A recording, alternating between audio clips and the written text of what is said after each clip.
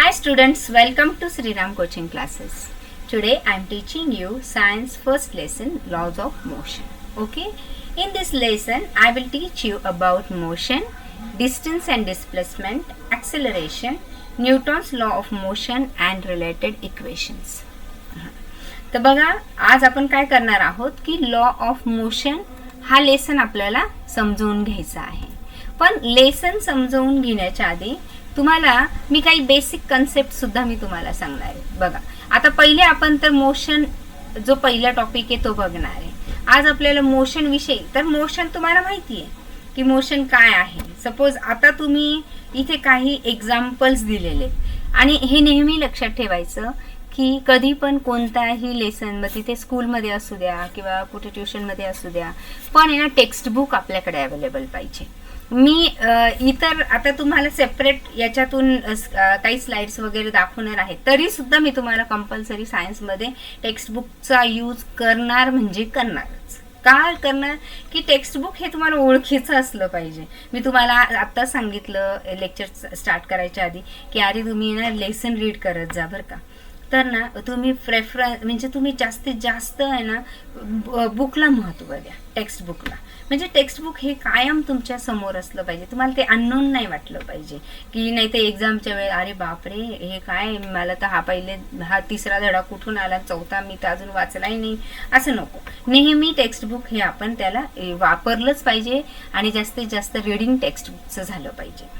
हे main science subject जर तुम्हाला व्यवस्थित क्लिअर करायचं असेल, नॉट इवन सायन्स, कोणताही सब्जेक्ट असेल तर आता बघा, मोशन ऑफ अन ऑब्जेक्ट.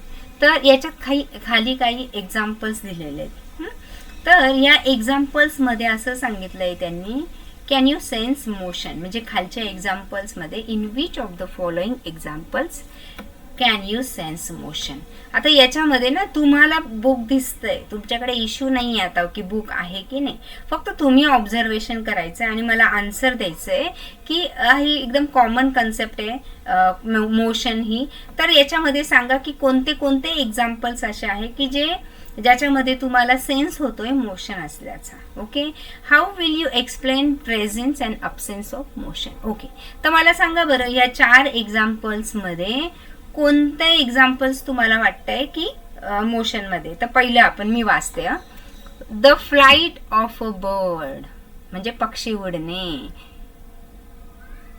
मग आता सांगा बरं, तो पक्षी आहे तो मोशन मध्ये आहे की नाहीये.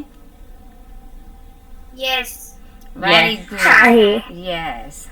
म्हणजेच हे जे फर्स्ट एक्झाम्पल मी त्याला टिक करते, जे मोशन मध्ये वाटतायत ना त्याला आपण टिक करूया. ओके, नाव द सेकंड, म्हणजे मोशनचं आपल्याला मोशन ही कॉन्सेप्ट व्यवस्थित कळण्यासाठी आपल्याला एक्झाम्पल्स दिलेले आहे.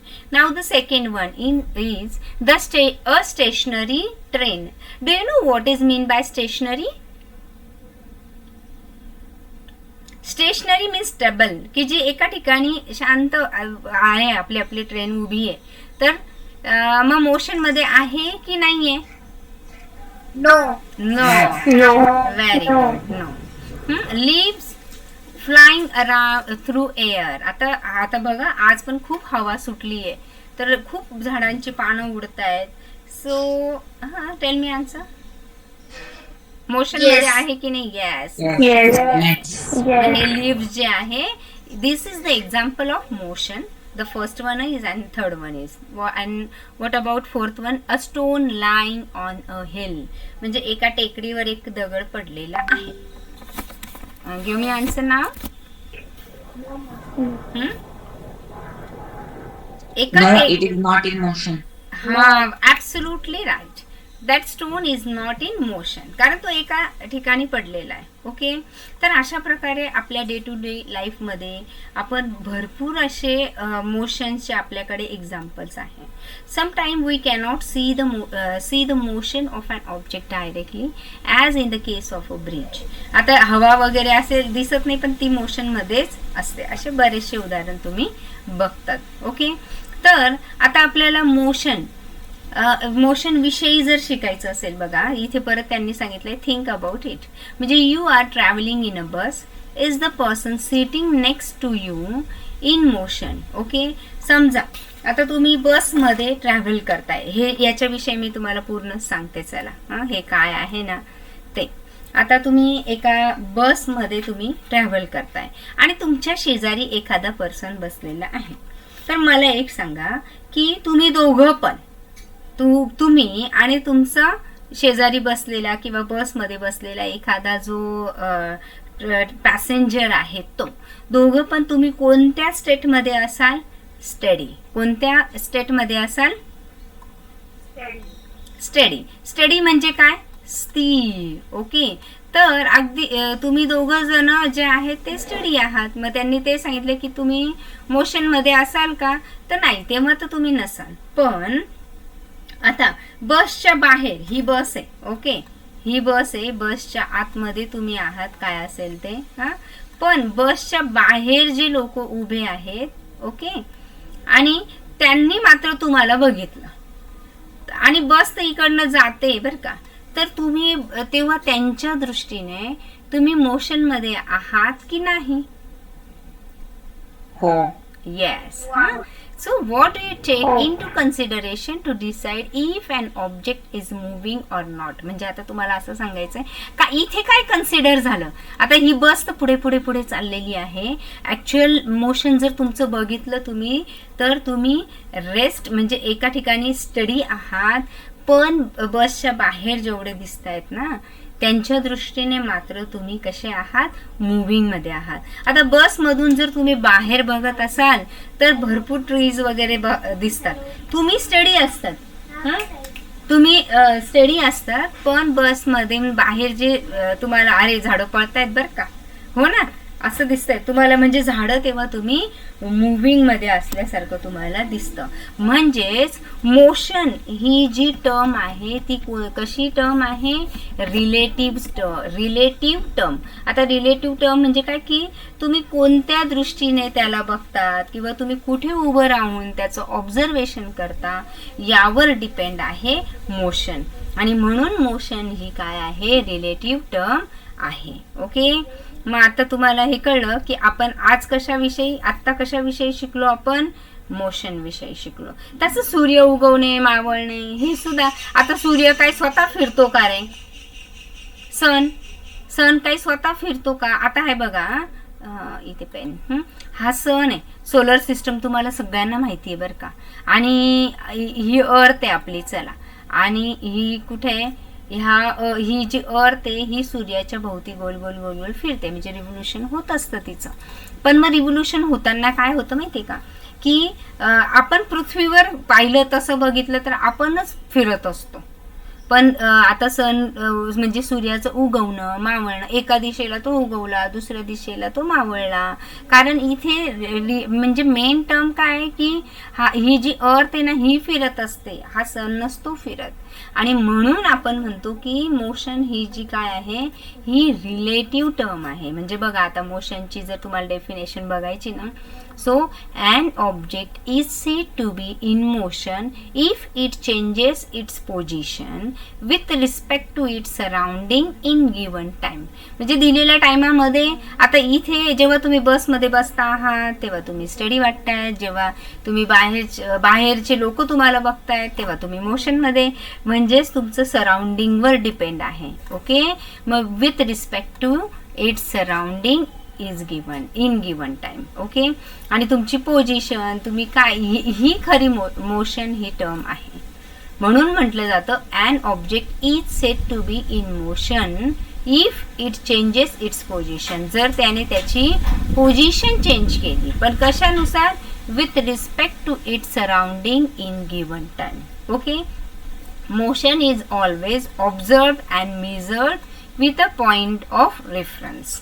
आता मोशन ही नेहमी ऑब्जेक्ट म्हणजे ऑब्झर्व करणे किंवा मेजर करणे याच्यानुसार त्याच्या पॉइंट ऑफ रेफरन्सनेच कॅल्क्युलेट केलं जातं. जसं आता मी तुम्हाला एक्झाम्पल दिले. All living things show motion wear as non living. Light गेली? समृद्धी लाईट गेली का?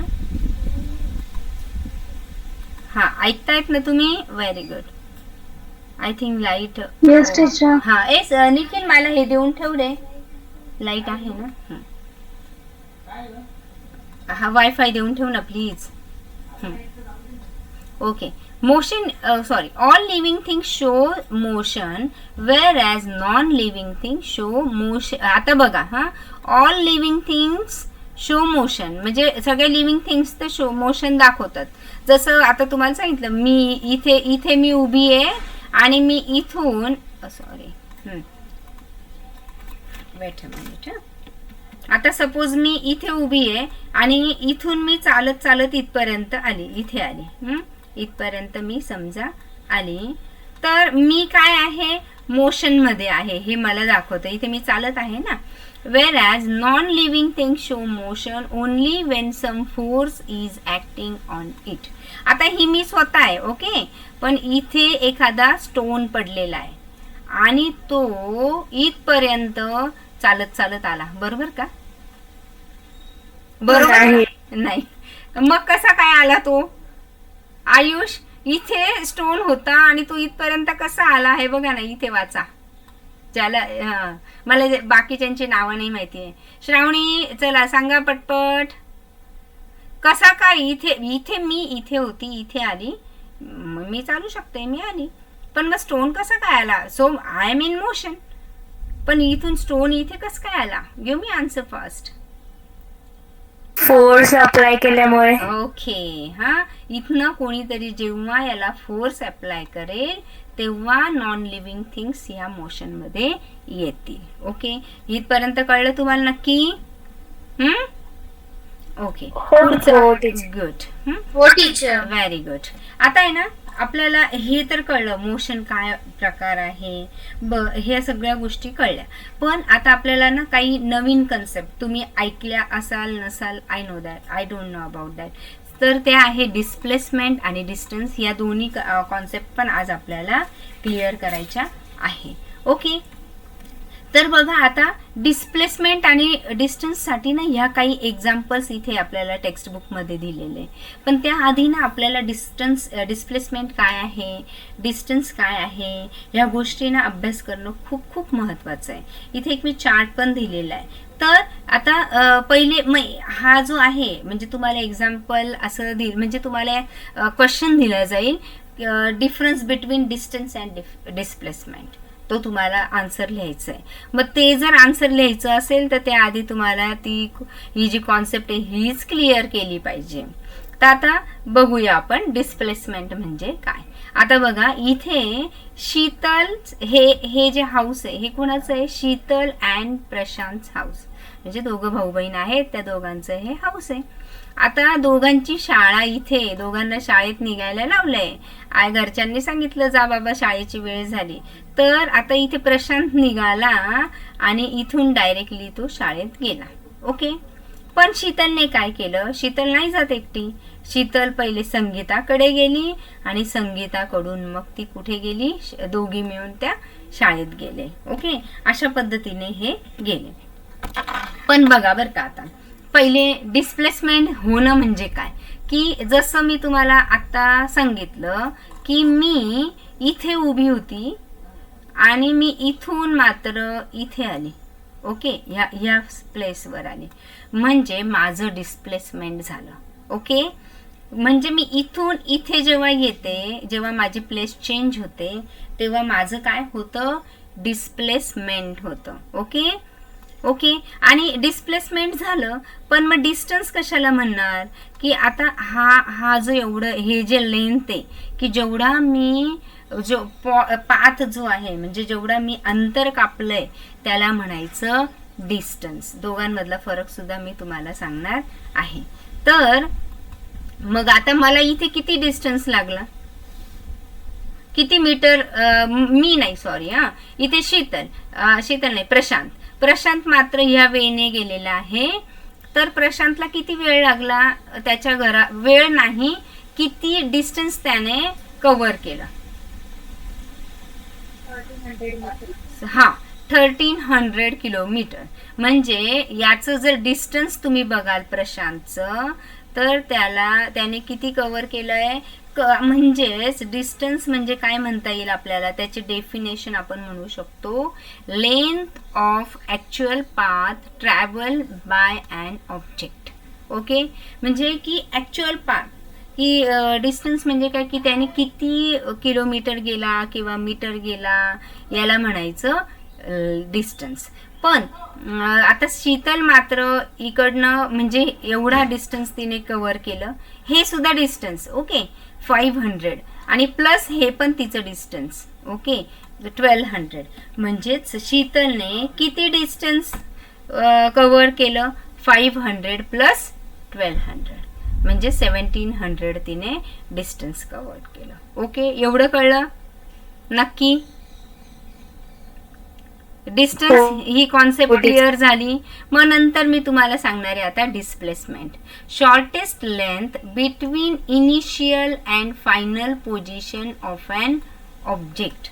ओके, की आता शॉर्टेस्ट लेंथ जे आहे, आता डिस्प्लेसमेंट म्हणजे बघा की आता शीतलच्या बाबतीतच बघूया की शीतलचं जे डिस्टन्स होतं ते एवढं होतं, पण तिचा जो डिस्प्लेसमेंट होता ती इथून निघाली आणि इथपर्यंत पोहोचली, म्हणजे ह्या पॉइंट पासून ह्या पॉइंट पर्यंत पोहोचणे, मग ते शॉर्टेस्ट असू शकतंय. म्हणजे आता हा जो शॉर्टेस्ट आहे म्हणजे हे डिस्प्लेसमेंट आहे असं म्हणता येणार नाही. डिस्प्लेसमेंट म्हणजे काय की ह्या पॉइंट पासून तर ह्या पॉइंट पर्यंतचं अंतर. आता इथे ना सपोज रसिका इथे उभी आहे आणि इथे श्रावणी पण उभी आहे. रसिकाचं डिस्प्लेसमेंट झालं म्हणजे काय, ती इथपर्यंत इथून इथपर्यंत आली. ओके, ती कोणत्या रस्त्याने आली काही घेणं नाही मला. आता श्रावणीने काय केलं, इथनं श्रावणी निघाली आणि मग तिचं मैत्रिणीच्या इथे घरी गेली, नंतर अजून एका मैत्रिणीकडे गेली, मग या दोघी तिघी जणी मिळून अशा आल्या. तरी पण मग श्रावणीचं डिस्प्लेसमेंट एवढंच.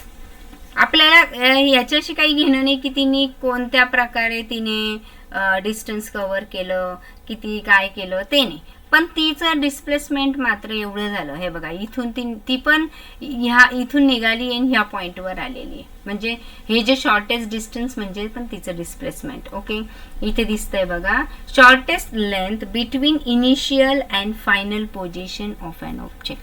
जसं मग आता इथे एक घर होतं, इथे एक घर होतं, मग ह्या घरापासून त्या घरापर्यंत तुम्ही कोणत्याही रस्त्याने या, पण हे जे फायनल पोझिशन आहे दोघांचं, म्हणजे आता याच्यामध्ये तुम्हाला कळलं असेल की जर मी तुम्हाला विचारलं डिस्टन्स, चला शीतलचं किती डिस्टन्स आहे कव्हर केलं, प्रशांतने किती डिस्टन्स कव्हर केलं 1300, शीतलने किती डिस्टन्स कव्हर केलं 500 प्लस 1200. पण आता मी तुम्हाला डिस्टन्स नाही विचारत आहे, आता मी तुम्हाला डिस्प्लेसमेंट विचारते. दोघांचं पण डिस्प्लेसमेंट सेम 1300 मीटर. ओके, फार डोक्यावरनं जात नाहीये ना? नाही ना? ओके, इझी म्हणजे तसं काय अवघड नाहीये. हा, फक्त एवढंच आहे की ते थोडं वर्ड्स, आता तुम्हाला त्या वर्ड्सची सवय, घरी आपण काय करायचं 10 वेळा डिस्प्लेसमेंट हा वर्ड म्हणायचा आणि तो लगेच आपल्या मित्र मैत्रिणींनाच होऊन जाते. डिस्टन्स पण हा वर्ड 10 वेळा म्हणायचा, तो अननोन राहत नाही. मग आता डिस्टन्स तर तुम्ही वर्ड ऐकलेला आहे, त्याच्यामुळे तो तुमचे मैत्रीण मित्र काय असेल ते झालेले आहेत, पण डिस्प्लेसमेंट थोडा वर्ड नवीन असेल तुमच्यासाठी. Am I right? बरोबर का? नवीन वर्ड आहे ना डिस्प्लेसमेंट? येस. आणि आता तोही थोडासा ओळखीचा झालाच असेल आणि इझी आहे, त्याला पण घाबरण्याचं काही कारण नाही. ओके, तर मग हेच ते ह्या सगळ्या पॉइंट्समध्ये तेच सांगितलेलं आहे की त्यांचं डिस्टन्स किती, ॲक्च्युअल डिस्टन्स किती, त्यांचं ट्रॅव्हल केलेलं डिस्टन्स किती, हे सगळ्या गोष्टी त्याच्यामध्ये आपल्याला सांगितलं आहे. म्हणजेच distance is the length of actual path. म्हणजे डिस्टन्स म्हणजे काय की जसं शीतल विषयीच घेऊया आपण. शीतलचं डिस्टन्स किती होतं 500 होतं ना इकडे. हा 500 प्लस तिने परत तिथून पुढे गेली 1200, म्हणजे तिचं डिस्टन्स किती होतं 1700 मीटर, एवढं तिचं ॲक्च्युअल डिस्टन्स होतं. म्हणजे डिस्टन्सचा अर्थ तुम्हाला कळला की length of the actual path travel by an object in motion while going from one point to another point. Okay, एका पॉइंट पासून दुसऱ्या पॉइंट पर्यंत. वेर ॲज आता डिस्प्लेसमेंट म्हणजे काय, the minimum distance between the starting point and finishing point. आता हे मी कोणाचं उदाहरण दिलं, शीतलचं. आता शीतलचं डिस्टन्स 700 आहे, तर शीतलचं डिस्प्लेसमेंट आहे 1300. का बरं, मिनिमम डिस्टन्स जे आहे तेच धरलं जातं डिस्प्लेसमेंट मध्ये. ओके, नक्की कॉन्सेप्ट क्लिअर झाली ही. गुड, हो टीचर. व्हेरी गुड, हुशार आहेत तसे तुम्ही, मला माहिती आहे ना, म्हणून तर मी पटपट पटपट सांगितलं, तरी मला माहिती आहे काही फरक पडणार नाहीये. ओके, तर आता याच्यामध्ये ना एक एक्झाम्पल दिलंय, इथे करून पण दाखवलंय मी तुम्हाला. Every morning Swarali walks around the edges of a circular field having a radius of. एक छोटीशी गोष्ट आपण सांगायची राहिली, ती मी जरा तुम्हाला क्लिअर करते की स्केलर क्वांटिटी आणि व्हेक्टर क्वांटिटी. ओके, मी जसं आता आधीच तुम्हाला म्हटली होती की अशा काही क्वांटिटीज किंवा असे काही आहेत की जे तुम्हाला माहिती नसतं. तर स्केलर क्वांटिटी म्हणजे काय, आणि जरा माहिती आहे का रे, 8वीला होतं ॲक्च्युली तसं ते, पण तुम्हाला आठवतंय का व्हॉट इज स्केलर क्वांटिटी? बोला बोला, आठवा पटकन. हो असेल तर हो, नाही असेल तर नाही, नो प्रॉब्लेम. काउंट करते क्वांटिटी. Very good. हा, आठवलं रसिकाला. रसिका, मागच्या वर्षी होतं बघ 8वी मध्ये. तर हा, it is a scalar quantity, it is a vector quantity. आता स्केलर क्वांटिटी म्हणजे काय की ज्याच्यामध्ये डायरेक्शनची, नो नीड टू डायरेक्शन, याच्यामध्ये डायरेक्शनची गरजच नसते. ओके, आणि व्हेक्टर क्वांटिटी म्हणजे काय की याच्यामध्ये मात्र, आता बघा की जसं इकडनं ती शीतल निघाली, मग कोणत्या रस्त्याने गेली, मग कशी गेली, मग तिथे पुढे काय लागलं, हे सगळं जे होतं डिस्प्लेसमेंटमध्ये डायरेक्शनचा यूज केला जातो. म्हणजे म्हणून इथे डायरेक्शनची गरज असते. आणि ना व्हेक्टरचं एक साईन पण येते पुढे, तुम्हाला 11वी 12वीला आहे की असं साईन पण आहे वेक्टरचं, कारण मग वेक्टर क्वांटिटीमध्ये डायरेक्शन दाखवली जाते. हे सगळ्यात महत्त्वाची गोष्ट आहे. याच्यामध्ये no need to mention direction, आणि याच्यामध्ये you have to mention direction and magnitude. याच्यामध्ये तुम्हाला मॅग्निट्यूड म्हणजे तुम्हाला हे तर माहिती, म्हणजे याची गरज तर लागते, किती किलोमीटर आहे किंवा किती मीटर आहे हे तर लागतं, पण प्लस तुम्हाला net, weight a minute, net, अरे ए निखिल नेट दे रे.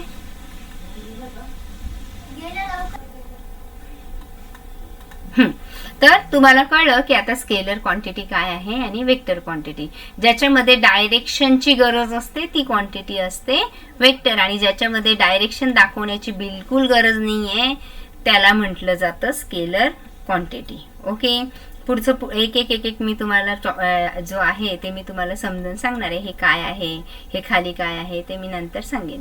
तर बघा आता तुम्हाला हे बघायचंय की Swarali walk around the edges of a circular field having a radius of 100 meter.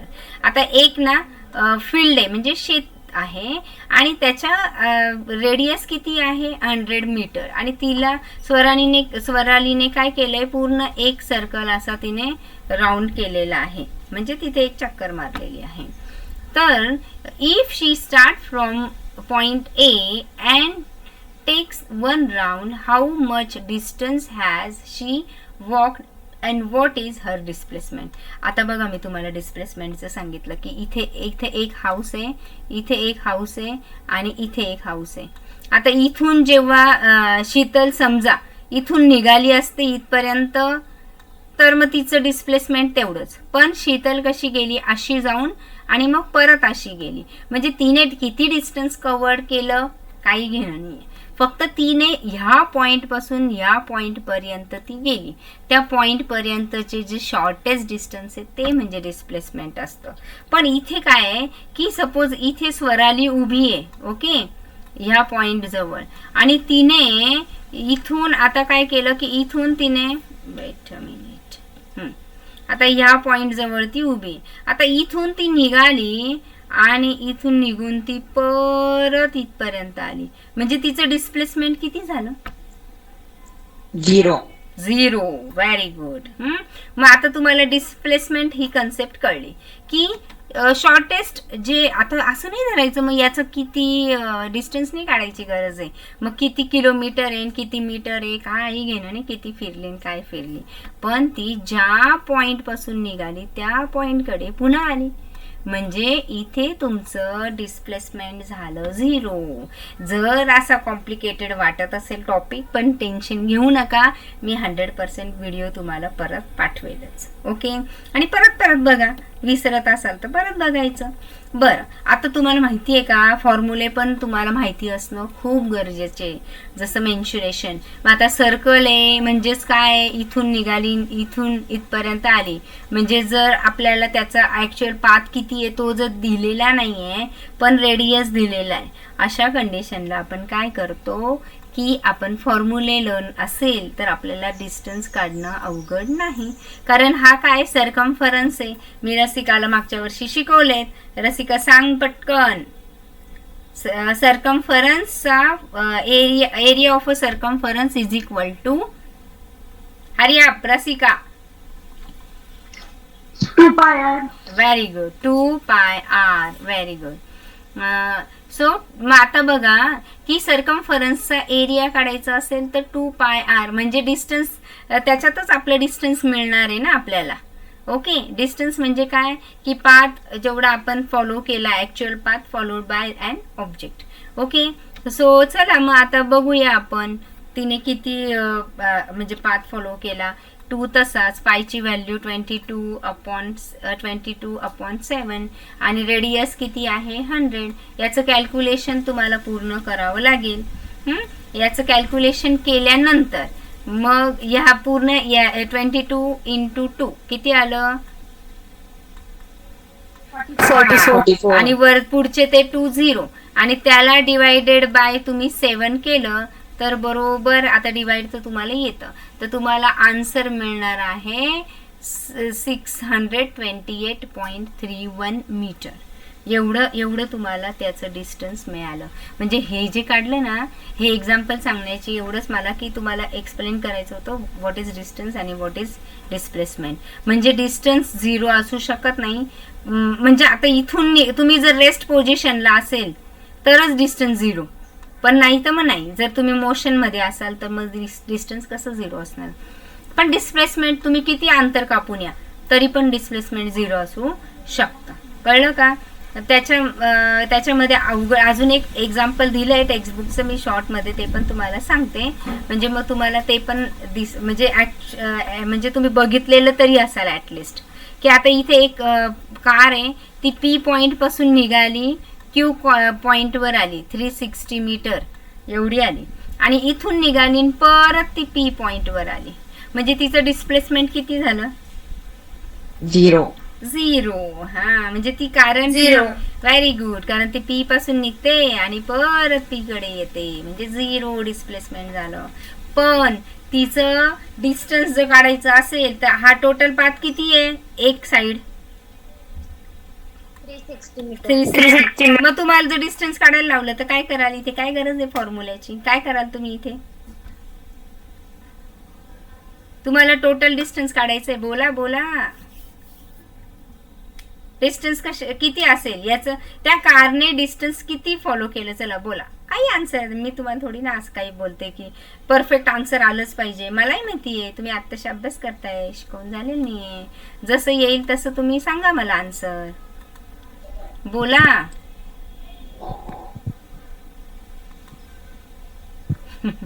अरे सोपं आहे ना, इथून इथपर्यंत येणं, हा 360 + 360.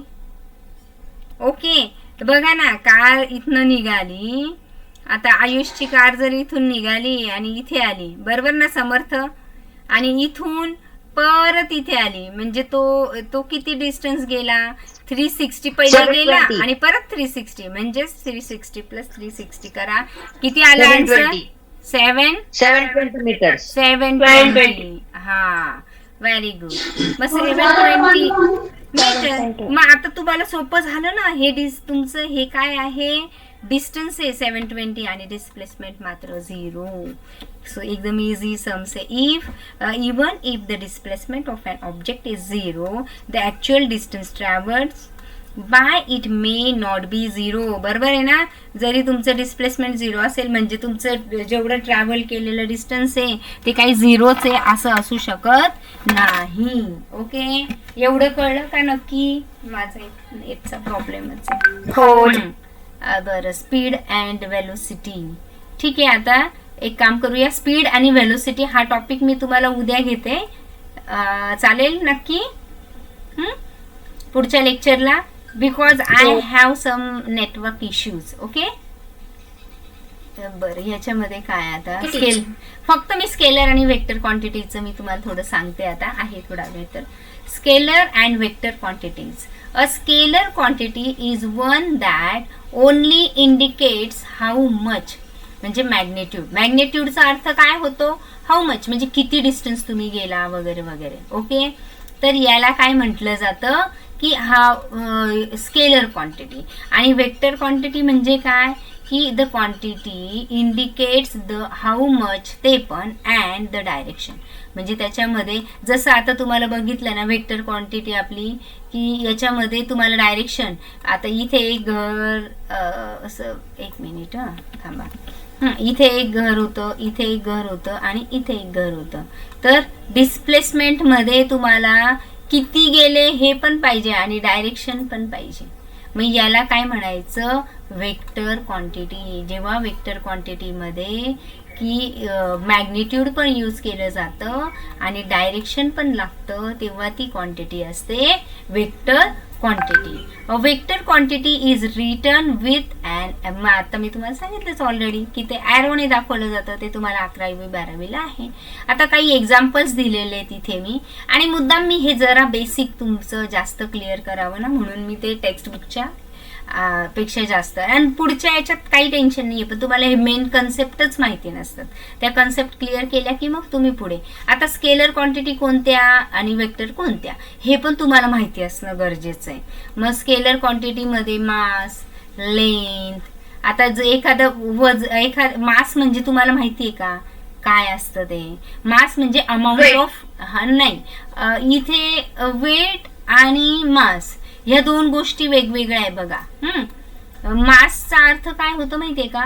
Amount of matter of an object. एखादं ऑब्जेक्ट आहे बरं का. आता सपोज माझ्या हातात एखादी वही आहे, तर त्या वही मधलं जे मास आहे ना, अमाऊंट ऑफ मास, किती मास यूज केलाय, म्हणजे ऑलमोस्ट वेट आणि मास या दोन्ही पण गोष्टी थोड्या थोड्याशा जवळपासच आहे.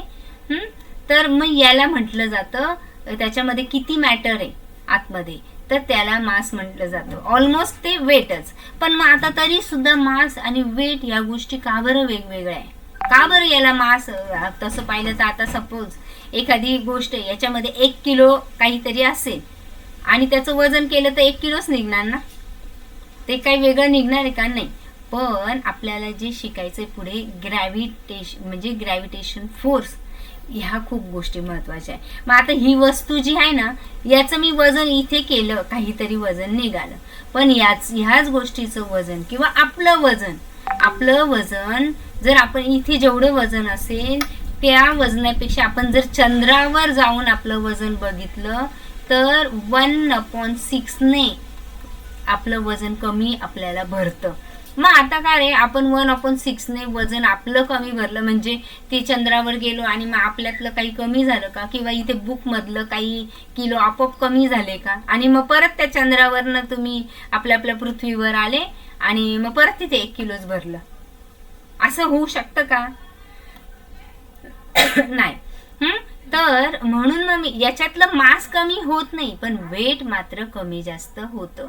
म्हणून मास आणि वेट या दोन कन्सेप्ट मात्र वेगवेगळ्या आहेत, हे लक्षात घ्या. लक्षात आलं का सगळ्यांच्या? की मास आणि वेट या दोन कन्सेप्ट काय? मास म्हणजे आतमधलं मॅटर, आणि वेट म्हणजे वजन. ऍक्च्युली मास म्हणजे सुद्धा वजनच येत असतं, पण वेट हे ग्रॅव्हिटेशनल फोर्स नुसार बदलत असतं. So our weight is depend upon gravitational force. आणि त्याला पण म्हणजे ती पण वेक्टर क्वांटिटी आहे की त्याला डायरेक्शनची वगैरे गरज असते. तर ह्या सगळ्या ज्या क्वांटिटीज आहे त्या स्केलर आहे, mass, length, distance, speed, power, energy, work. आणि ह्या सगळ्या वेक्टर क्वालिटीज आहे जशा displacement, velocity, acceleration, force, weight, friction, momentum. या सगळ्या पुढे पुढे हळूहळू सगळ्या ह्याचाच अभ्यास आहे तुम्हाला, त्याच्यामुळे ह्या सगळ्या क्लिअर होणार आहे. आणि आता स्पीड अँड वेलोसिटी जो टॉपिक आहे तो आपण नेक्स्ट लेक्चरमध्ये घेऊया. थँक्यू.